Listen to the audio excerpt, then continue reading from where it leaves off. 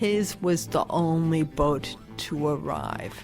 I think maybe it was a cow. I don't know. There's the thank you letter from Lyndon Johnson. There was even a monorail at one point to the east of us. Plus, everybody forgets about pirates. This is the coolest field trip I have ever been on. I don't know, but I've been told, keep on dancing, won't ever get old. Hello and welcome to the Long Island History Project, the podcast that brings you stories and interviews with people passionate about Long Island history. You can hear them all at longislandhistoryproject.org. My name is Chris Kretz, and I am your host. And our opening music is courtesy of the Homegrown String Band. I'm uploading this on March 10th, so we are just on the cusp of March Madness, the NCAA tournament, which is the perfect opportunity to dive deeper into Long Island sports history. Today we're talking to an eyewitness to one of those special moments, those times in our lives where everything seems to fall into place, and when a scrappy team from one of the smaller districts of Long Island can rise to the top. Stay tuned to the end for some special information about our guest and upcoming events, as well as a quick note about the podcast. So whether you remember fondly Lou Carnesecca coaching in the ABA, or just what it was like growing up on Long Island in the mid-'70s, you're going to relive it all today through the eyes of our very special guest. Oh, I'm Tom McKeown. I grew up on Long Island in Babylon. I'm currently living in Dallas, Texas, and I've recently written a book about my high school basketball team. Right, and Tom, welcome. Oddly enough, you are the second person I've run across who has published a book about their young teen years on Long Island, and basketball is a big part of that. Because through the book, which I read, which was great, you seem a really devoted to the sport, the game. Just to start us off, where did that come from, do you think? Probably came from, kind of my sports awareness came about in 1969 or so. I was about 8 years old, and we had a great run in New York. We had the Mets, the Jets, and the Knicks, and I kind of gravitated towards the Knicks, and I just loved Walt Frazier and was always trying to be like him. And so I started playing basketball myself. And then when I got into high school, I played junior high, and we just happened to be in the beginning of an era of having a really great high school basketball system. So that kind of added growth to what had already taken place, just being a Knick fan. And then we had the Nets with Dr. J. So it was a great basketball time for Long Island, and it kind of watered a flower that was already in me, so to speak. So let's set the scene a little. And for context, I'm about, I think, a decade younger than you. But paint us a picture of the neighborhood in Babylon you were living in, the house you were living in at the time of the book. Okay, well, I grew up on a street so we had Babylon Village. So Long Island has two counties, Nassau and Suffolk. I lived in Suffolk, and the town I lived in was Babylon. And within Babylon, there was Babylon Village, was one of the entities, village, school district, whatever. I grew up on a block called Copper Tree Lane. We used to have a big copper tree there, which unfortunately didn't survive the 90s, but it was, I think, centuries old before that. But we lived in a two-story house. We added another story to it. My grandparents lived downstairs. My parents had 4 kids. We lived upstairs, and we were about 3/4 of a mile to a mile to the school. And my brother and I would, walk to school every day. And the town had a nice village downtown, which is still there. If you saw a map of the village today and a map of the village 50 years ago, it looks almost entirely the same. The few things that have changed are the names of the stores and the restaurants and stuff, but it's really maintained both its appeal, its quaintness, and everything. And again, we're going to be referring mostly to the 74, 75, which is the time frame of the book. So you were in 8th grade then? Yeah, I was in 8th grade. We had one school from 7th to 12th. So there was junior high, 7th and 8th, and then high school was 9th to 12th. But we're all in the same building, passing each other, seeing each other all the time. So, I had the pros and cons of being one and also being with a lot of older kids. And what I like is, reading the book, you do a great job explaining a lot of the Long Island systems and the counties and also different school districts. So describe, to the extent you want or can, Babylon as a school district, the scale of it, the size of it, the population of it. Yeah, so again, you're looking at 6 grades in the junior, senior high school. Each one had about 100, between 125 and 175, let's say. Some of the classes got up to 175, 80. So that would be a graduating class at Babylon. And Babylon was one of 8 high schools in the town of Babylon, which included North Babylon, West Babylon, Amityville, several others. And then there were a number of other towns on Long Island, Islip, Southampton, Huntington, all those. And they all kind of were built similarly. Babylon, surprisingly, being the namesake of the town that was in, I think was either the smallest or the second smallest of the 8 in the town of Babylon. And on Long Island, which I think at the time had 56 high schools, we were in the bottom 20% at least in size, maybe even smaller than that. So we were among the smaller sized schools on the island. There were 8 leagues, and we were in League 5, and we probably should have been in League 6 or 7 based on our size, because they went, the biggest were in League 1, so and all the way down the line. But for basketball at the time, there was only one county championship for all the 56 schools.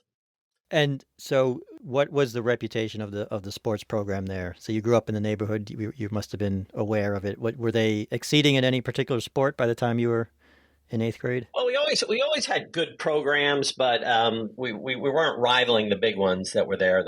The Brentwoods, the Sachems, even the West Islips and North Babylons were kind of the bigger schools that tended to take the titles in these things. But we did have a reputation being somewhat muscle bound for our little size. And we did pretty well in the leagues. I was talking to the head coach of that team, Roy Coble, and he talked about when he started coaching the team 10 years earlier, they would generally do okay in the league, and then they'd never won a county playoff game, at least under his reign, until that year. So things were looking up. Yeah. And what was the mascot, high school mascot? The mascot was a panther. It was a black panther, but it was just called the Panthers. We were the Panthers. And it kind of where I came with the title of the book that was kind of our champ. We'd yell, "This is Panther Country," and it would just keep getting louder and louder. The cheerleaders would lead it. You'd hear it in the buses coming. Particularly that year, we had a really good football team in the fall, and then we had an even better basketball team in the winter. So sports enthusiasm was very high at the school that year in particular. So I guess let's say the beginning of the 74-75 season, where you had already played ball in I guess in 7th, 8th grade. Yeah, I played in 7th grade, and this was my 8th grade year. So I was on the junior high team both years. And the year before, we weren't as good. We brought a couple of guys back on the junior high team, but they didn't really keep track of the junior high standings or anything. I think we played 11 games. I can't remember what our record. We were about a 500, one over, I think 500 that year. Mostly what I remember most is kind of the mentorship of the program. The older players would always kind of look in on us, give us tips, and even players who had just graduated a few years older. We had a great summer league and everything. So coming into my 8th grade, I had known a lot of the players there, and I'd played together with some of the guys. And there were 2 guys on the team that I probably mentioned the most, Gary Farley and Ernie Vickers. They were the 2 best players on the junior high team, and they also both had 2 brothers on the varsity team. So there was a lot of interplay, both socially and with how the season went. But I didn't want the junior high team to be that big of a story, but that's what I was doing while we were watching and looking up to the varsity. You mentioned the Vickers family, and one of the, not an undercurrent, but a subtle theme of the book is the racial makeup of the school and the area. So what would you like to say, just to set the scene here, about what the population was and the people you were going to school with? Well, I would say it was probably 80% white, with a big Catholic, both Irish and Italian, in the school. And it was probably maybe 15% black, or 10 to 15%. But those were a lot of our great athletes, were the black athletes. But the teams, like the varsity team, I can't remember, I don't have the picture right in front of me, but I think it was pretty evenly divided. But, we had, just a good mix in the program. And I always felt like, I'm coming from it being a white person, but I feel like, we just mixed very well, and we talked to each other, and race never seemed to be an issue. I'd be over at Ernie's house, he'd be over at my house, and parents knew each other and everything. So it always seemed like a really, well-integrated community. It's amazing how just reading this can bring a person back to their own high school. So, I mean, another subtle theme of the book is, where's the party on Friday night? And Exactly. Yeah. the quest for the house without a parent, like a party in the basement. And that's probably one of the I would say the downside. But a downside is that, like, when you're in a school, when you're 7th grade to 12th, you're probably going to parties you shouldn't be going to. I had to remind myself, because you're admirably, I don't want to say a teetotaler, but your ability to walk the line between being that age and readily beer and pot, which I was surprised. So was marijuana that prevalent in the mid 70s? Oh yeah, it was prevalent all through my high school years. There was marijuana very prevalent, and most of mine is I talk about a little bit in the book, but my father was there when I got home most of the time. So if I showed up drunk or high or anything, there would be heck to pay. So that was as big an incentive as me. But there's always kind of the dynamic too when you have you're hanging around with people who have older siblings, whether they're playing sports or whatever. But like Ernie, for example, was my age, but he had brothers 4 or 5. I think one maybe even 6 years older than us. And also just in the school, like your 7th grade or 8th grade, you'll hear about these parties, and it's not a big village, so you wander over there. And so what was the status of the basketball player in the school, would you say, especially the varsity? Oh, particularly that year, very elevated. The year before, we actually had a very good team, and they were upset in the first round of the playoff. They expected to go further, and they graduated a few players, but Glenn was the best player on the team. And he returned as well as with several other key players. So the anticipation was that it was going to be a great year for basketball in the school. And we had this really good town Christmas tournament every year, and it was supposed to be all the 8 schools in Babylon. They didn't all usually play. I think Wyandanch didn't play that year, and they brought in another school. But it was an 8-team tournament. We had West Babylon, North Babylon. Lots of good schools. So that was usually like a knockout tournament before we even really started the league season. And so from the beginning, it was a season of excitement and basketball and hard fought games. Yeah, I mean, if you think of like Friday Night Lights for the people in Texas, so the games in Babylon that year, it was a must-see event. Yeah, and particularly the Friday night games. So it's like it was particularly a Friday night home game everybody went to. And then, as I talk about in the book, it was a Friday night away game. Everybody was scrambling to get rides. So take us through the arc of the season. What are the highlights to you? Obviously, it left an impression after all these years. Yeah, well, I kind of look at the book as kind of divided up into 3 time periods. That first period being the tryouts and the season starting, playing the non-conference game against West Islip and ending with the Christmas tournament. And we did very well there.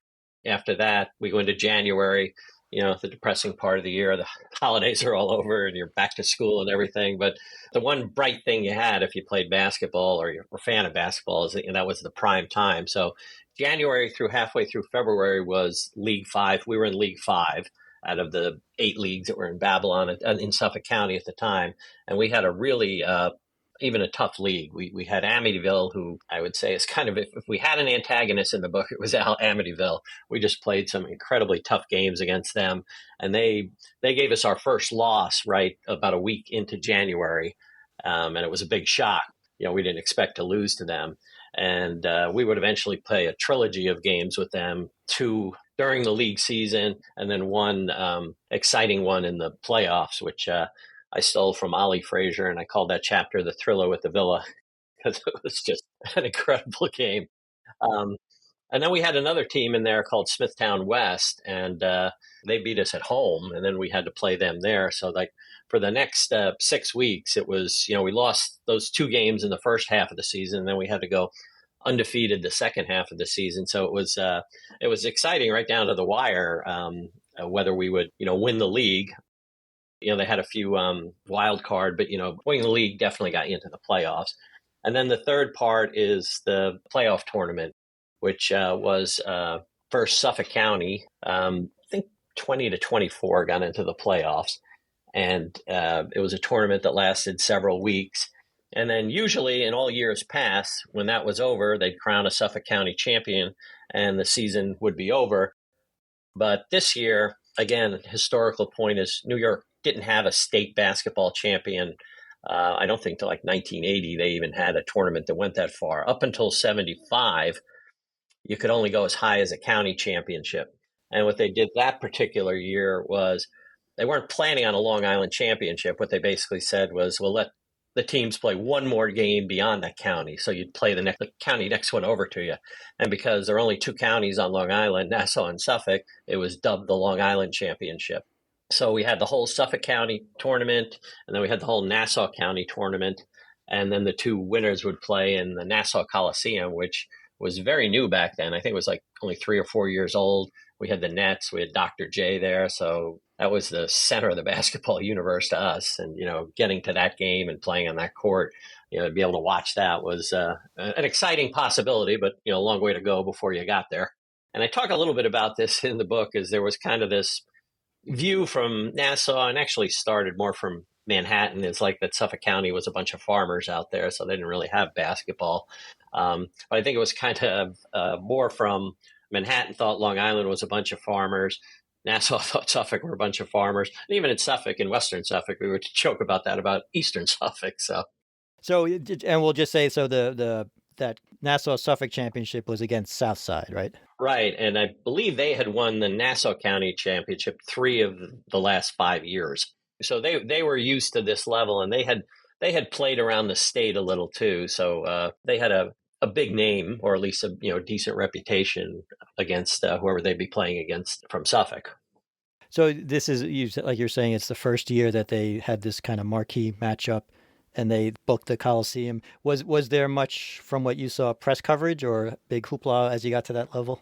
Well, there were 2 papers at the time. There was Newsday and Long Island Press, and they both did a good job of covering the high school basketball as it went along. I think Long Island Press gave it a little more attention.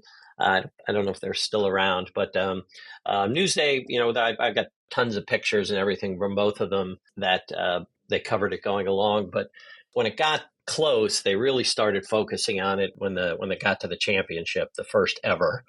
Because that was kind of I talk about the book, it's youth, underdog, and glory. And the glory was whoever won this was going to be the first champ. And if you picture any of those championship cups that have a list of all the winners, nice to be the first one. The first one, right. And the bragging rights that go with it, sure. Right. And again, just to bring back, just some of the details that jumped out at me, but again, your love of the game. You described being I think it was at the championship game, and trying to track down Lou Carnesecca was there, a lot of college coaches, and you were getting autographs. Yeah, they were actually there in the county semifinals. There was I don't know if you're familiar with Ward Melville. They had a much bigger high school than all the other high schools around. I don't know if it had more seats, but it definitely had more geography on the court and everything. Every other gym we played in, the benches were right next to the stands. You could practically touch the players, and sometimes the players had to pull their feet back so they weren't on the court.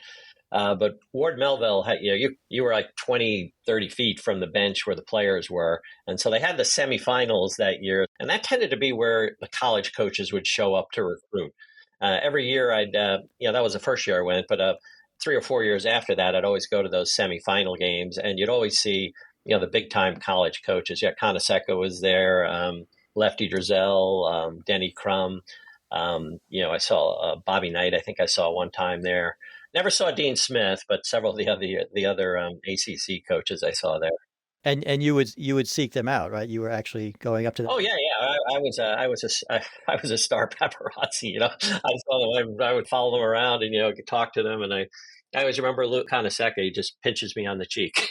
And he was at St. John's by that point, right? He was coaching for. Yeah, he was St. John's. He had just left the Nets. He had coached the Nets in the ABA, and I think he had gone back to St. John's like maybe 2 years before. So he'd been a pro coach and then come back to St. John. So he had a little elevated stardom because he'd also coached in the pros in the New York team.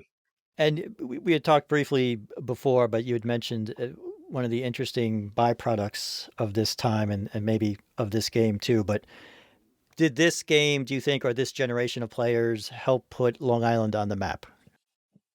Definitely. Yeah, because I think this generation, and particularly this game, and I don't talk about it in the book because I was kind of teasing a sequel, but even the next year when they had the Long Island Championship, a lot of schools, both in the county and outside of the county, wanted to play because we crowned a Long Island champion that year. And there were a lot of private schools that had good players, and they were like, "Hey, why were we not in this?" We just dubbed it the Long Island Championship, and there was some private schools that had guys like Wayne McCoy and some other big time players. But I really do think that this first tournament and then the subsequent year or two really did put Long Island basketball on the map. And you talk about, I mentioned Jim Valvano just at the end of the book, but he really built his first Iona team out of Long Island talent. He recruited Glenn, who was the best player, and there was a guy named Jeff Ruland out of Sachem that he got, Kevin Hamilton out of North Babylon. So probably of his roster of 12 people, he had 7 or 8 of some of the biggest Long Island stars. But him doing that and doing well, I think kind of opened the door to like a lot of other college coaches coming out to Long Island. But they were there when I first started following it. They were definitely recruiting the players. So I want to pivot us. Did this story sit with you? Like, what brought you to finally say, okay, I'm going to spend the time to write however many chapters, get this book get it down on paper? I toyed with it for a number of years. Really, every time I saw like a great story about a magical season in sports, probably the first time was when I saw Hoosiers. And I was, that was a great story. It was not a totally true story. It was a fictional team based on a real team. But then I'd see that one. I saw Friday Night Lights. Even just recently, I saw, read the book and then saw the movie The Boys in the Boat about the rowers.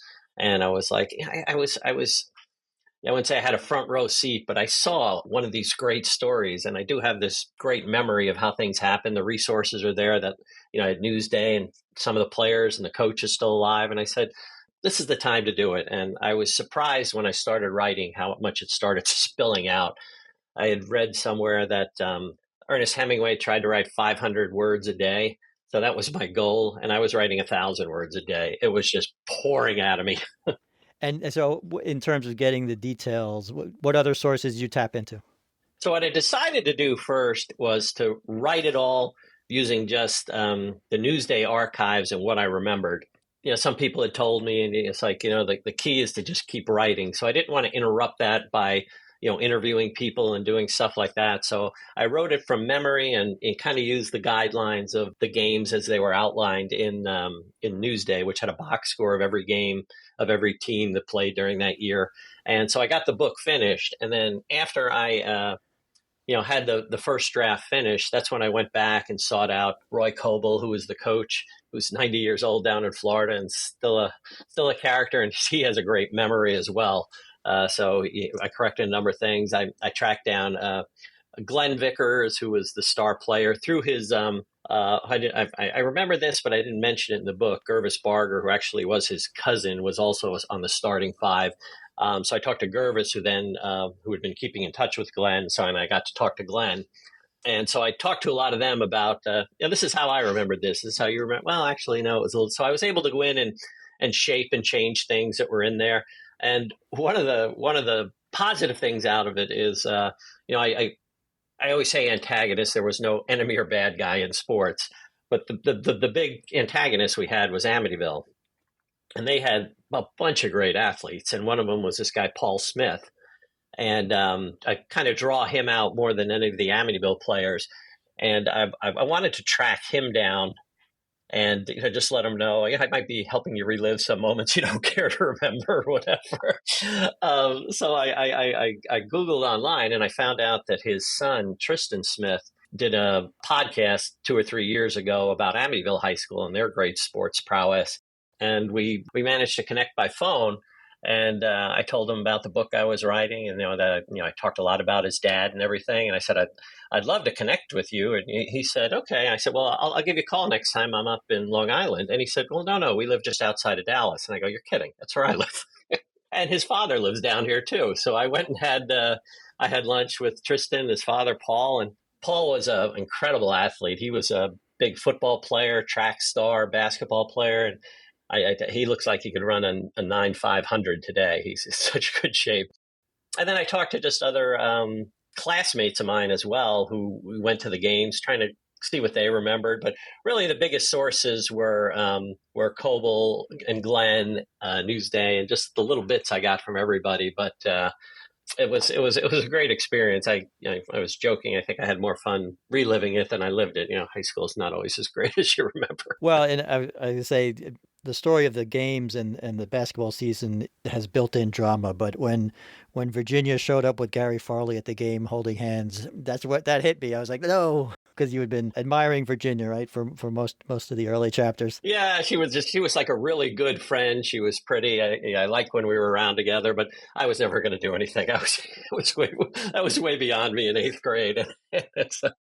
So first of all, any questions, anything I didn't ask you that you'd like to get across, either about the book or the sports? Or... No, I think it kind of covered most of it. I'd say, just a little about how the book was written. So I talk a little bit about, the idea of it's a first person narrative, and that, I'm the one telling the story, but I'm not the protagonist. The team is the protagonist. So, I kind of make a comparison to like some of the literature, like The Great Gatsby or To Kill a Mockingbird, where the narrator's, talking about the protagonist. So that was kind of the model I went for, which allowed me to give a particular viewpoint that if anybody else wanted to write this book, they could do it from their viewpoint. You write this story, something like this. Yeah.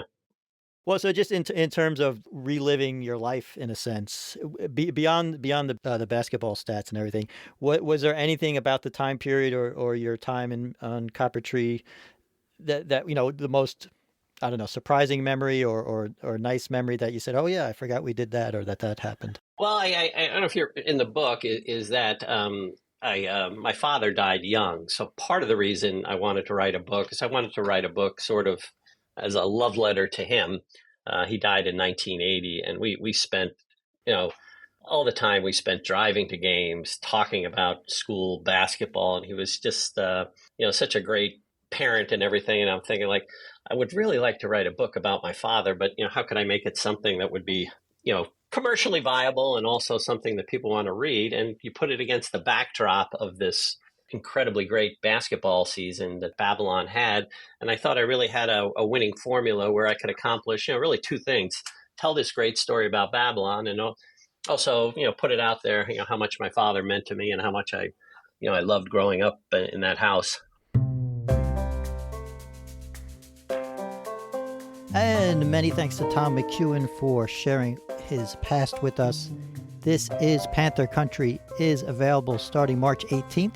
We will have links in our show notes to where you can order that. That's at longislandhistoryproject.org. And special announcement, Tuesday, March 18th, 7 p.m., Tom and special guests will be appearing at the American Legion Hall, 22 Grove Place in Babylon, including members of the 74-75 Babylon basketball team, Glenn Vickers, head coach Roy Colbell. If you're a fan of basketball, if you're an alum, come on down to Panther Country and show your support. And just a quick note, without any extravagance or fanfare, somehow we have made it to our 200th episode. We're going to keep plugging away, so there will be many more, but we just want to stop, take a breath, take a look around. Thank everyone, all the guests who have come on, whether in person or virtually, all those historians and professors and authors who've gotten crazy emails out of the blue inviting them onto some obscure podcast focusing on Long Island history. It's been a nonstop series of discovery, and just when you think you've seen it all, you realize that with this island, with this history, to quote someone else, you cannot exhaust her infinite variety. So I look forward to the future. We have some things lined up, some special guest stars, a mini-series, so stick with us. Hope you're liking it. Our outro music is Capering by the Blue Dot Sessions, used under an Attribution 4.0 international license. And, as always, 200 times over and 200 times more, thank you for listening.